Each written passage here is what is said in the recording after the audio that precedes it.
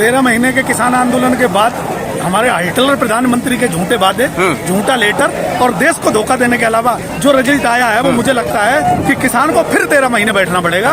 और ये देश का सुधार अगर संविधान को कोई बचाने का काम करेगा तो देश का किसान करेगा, क्योंकि आखिरी लड़ाई आजादी मुगलों के समय से लेकर अंग्रेजों के समय तक किसान के बेटों ने लड़ाई लड़ी है। और उससे तगड़े वाला हिटलर जो है आज देश में क्या स्थिति हो रही है, बिजली विभाग आंदोलन में है, देश का मजदूर किसान आंदोलन में है, देश की जितनी भी संस्थाएं हैं वो अपने सगे मित्र को बेची जा रहा है और दुनिया में देश की बेइज्जती कर रहा है। और किसान को सिर्फ डंका बज रहा है दुनिया में, अभी देश में डंका सिर्फ बज रहा है कच्चेदारियों के लिए। ये देश के किसानों के लिए, देश के नौजवानों के लिए, देश के राष्ट्रभक्तों के लिए और देश के नौजवानों जितने भी देश की जनता है उनके सिर्फ धोखा हो रहा है, उनके सिर्फ छल हो रहा है, उनके साथ सिर्फ अगर किया जा रहा है तो अन्याय और अत्याचार किया जा रहा है। और संविधान को खत्म करने की जो भरपूर इनकी कोशिश चल रही है वो नहीं किसी भी तरीके से होने दिया जाएगा।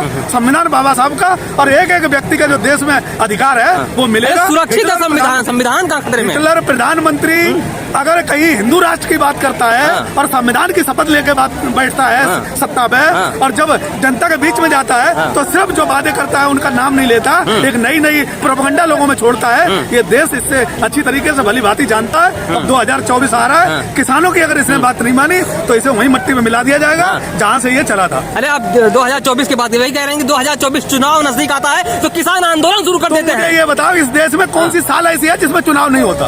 अगर कहीं कोई धोखा होता है तो किसानों के साथ होता है, अगर कहीं अन्याय होता है तो देश के किसानों के साथ होता है। सबसे ज्यादा महंगाई की मार देश के किसान झेल रहा है। तो कौन सा साल और कौन सा महीना है इस देश में जिसमें चुनाव न होता हो? चुनाव चलते रहते हैं लेकिन किसान अपने डंडे और झंडे के साथ संवैधानिक तरीके से अपनी मांग करता रहेगा, कभी जीवन में पीछे नहीं हटेगा। क्योंकि जब तक इस सरकार ने 24 के चुनाव को देखकर आप नहीं आए यहाँ पे। मैं कह रहा हूँ कल से जो ओला दृष्टि हो रही है, इतनी आपदाएं, कुदरती आपदाएं आ रही हैं, कहीं चर्चा सुनी तुमने? नहीं सुनी। किसानों की खेती नीलाम हो रही है, यूरिया DAP महंगी हो रही है, पानी डीजल महंगा हो रहा है, कोई बात चर्चा सुनी तुमने कहीं? यहाँ अगर चर्चा है तो सिर्फ जो टारगेट दिया जाता है मीडिया को वो टारगेट मीडिया लेती है। कभी भी किसी देश में इतनी आपदाएं आ रही, अरबों खरबों का किसान का नुकसान हुआ है, गेहूं सब बेकार हो गया है, चने का बेकार हो गया, लाल अय्या सब बेकार हो गए, क्या बचा किसान के पास? तो किसान की चर्चा देश में नहीं हो रही। किसान को फिर याद दिलाना पड़ेगा, इस किसान को मजबूत संगठन दिल्ली की गलियों में एक बार जब कृषि कानून की वापसी हो गई थी, किसान अपने घर वापस चले गए थे खुशी, तो क्यों वापस आना पड़ रहा है? जो किस कानून वापसी हुई थी वो हिटलर प्रधानमंत्री ने लेटर दिया था, कमेटी बनाने की बात की थी, वो कहाँ चला गया? अब दोबारा फिर चुनाव की बात करने लगा।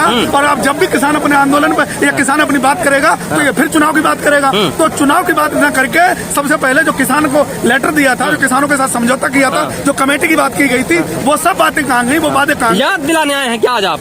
याद दिलाने आए, अभी तो सिर्फ याद दिलाने आए कि हम जिंदा हैं, दिल्ली चलो फिर हमारे लिए एक बार चालू होगा। और नहीं तो मोदी जी तुम्हें मटिया मेट मिला दिया जाएगा। योगी आदित्यनाथ जी पता है उत्तर प्रदेश में क्या कर रहे हैं? देश में सिर्फ हिंदू मुसलमान और जातियों में लड़ाने के अलावा। और आज देख लो ना देश के में जो इनका चल रहा है, कौन सत्ता में बैठे, और सत्ता में बैठे तो अधिकारी कौन है, और अधिकारी कौन है, किसको लाभ पहुंचा रहे हैं? सिर्फ देश में 4 लोगों पर बिल्डोजर चलाने के बाद तुम ऐसा मत समझो कि पूरे देश को हम हिंदू मुसलमान में बांट देंगे। ये नहीं बटने वाला है। एक जाति एक धर्म है, वो हमारा सिर्फ नौजवान और किसान है। तो क्या लगता है मोदी जी के जो राज में देश सुरक्षित नहीं? दोनों देश को गलत रास्ते पे ले जा रहे हैं, देश को भटका रहे हैं। किसके लिए काम कर रहे हैं मोदी जी? किसी के लिए काम नहीं कर रहे हैं, सिर्फ अपने मित्र अडानी के लिए काम कर रहे हैं। तुम बताओ जितनी संस्थाएं देश की हैं वो तो किसान ऐसा था जिन्होंने अपनी जमीनें बचा ली, नहीं तो कौन सी संस्था बची? बताओ मुझे। हर संस्था का अडानी का कब्जा हो गया देश में। एयरपोर्ट ले लो, जल ले लो, थल ले लो, नभ ले लो, विकास हो रहा है, विकास हो रहा है। देश के जो सेना रह गई थी उस पर अडानी का कब्जा हो गया। कोई देश में कोई ऐसी जगह नहीं बची जहां अडानी का अपना होल्डिंग लगने वाला नहीं है। तो देश में अगर कहीं से कोई रास्ता निकलता है तो किसान के घर से ही होकर निकलेगा। विकास में बाधक बन रहे हैं। कौन सा विकास? किस विकास की बात कर रहे हो? देश बेच जो कह रहे हैं ना हवाई अड्डे बन रहे हैं, पोर्ट बन रहा है। कौन सा? एयरपोर्ट बन रहा है तो बन रहा है हमारे पैसे से और बेचा जाएगा अपने पिताजी के लिए। ये ऐसे नहीं चलता है देश। देश में अगर आप एयरपोर्ट बना रहे हो तो ये देश की जनता के लिए बनाओ, अडानी के लिए मत बनाओ। जो पहले एयरपोर्ट बने थे वो किसको दे दिए गए? अडानी को दे दिए गए। पहले जो जितनी हमारी संस्थाएं, ये जो LIC किसने बनाई थी, ये कहाँ चली गई? ये अडानी के हाथ में चली गई। ये जो हमारी कंपनियां, ऑर्डिनेंस कंपनियां थी, कह रहे हैं ना LIC में जनता का पैसा सुरक्षित है। जनता का पैसा तो सारा ले गए अडानी। कहाँ 2 नंबर पे था, 2 नंबर पे 700 नंबर पे आ गया। विदेशी रिपोर्ट की साजिश थी। विदेशी रिपोर्ट की साजिश नहीं थी, देश में मोदी जी की साजिश है। और देश का नौजवान किसान समझ रहा है। लेकिन ये जो आग लगी है, जो ये देश अब जाग रहा है, तो बहुत भारतीय जनता पार्टी का नाम बेचा नहीं है, कुछ शेयर को प्राइवेटाइज किया है ताकि ज्यादा मुनाफा हो। वो तो अंग्रेजों की भाषा में यही कहते हैं, लेकिन हमारी भाषा में और देश की भाषा में ये सब बेचा है। एयरपोर्ट बेच दिया, LIC बेच दी, जो हमारी ऑर्डिनेंस कंपनियां थी वो बेच दी। देश में बचा क्या है मुझे ये बताओ। तो किसानों की जमीन, अगर किसान लठ के साथ नहीं खड़ा होता तो आज किसान की जमीन पे अडानी के लाल झंडे खड़े होते, आज अडानी कब्जा कर रहा होता। तो अडानी कितना बड़ा समस्या होगा किसानों के लिए, अडानी भी मैं समस्या कह है। रहा हूँ मोदी जी का सबसे प्रिय अगर कोई आदमी है तो अडानी है। मोदी जी ने पूरा देश अडानी के नाम किसानों के लिए समस्या बन गया अडानी। देश के लिए नहीं, अडानी के लिए काम कर रहे हैं, सिर्फ अडानी के लिए काम कर रहे हैं। पूरा देश अडानी को बेच के वो जाएंगे और हमें तो लगता है कि मोदी जी भी इस देश में अब रहेंगे नहीं, क्योंकि जितने काले कारनामे कर रहे हैं, किसान के साथ धोखा कर रहे हैं, देश के नौजवान के साथ धोखा कर रहे हैं, ये पूरा देश देख रहा है और समझ रहा है। और आने वाले ये समय में किसान पिछली बार आया था 3 कृषि कानून की वापसी के लिए,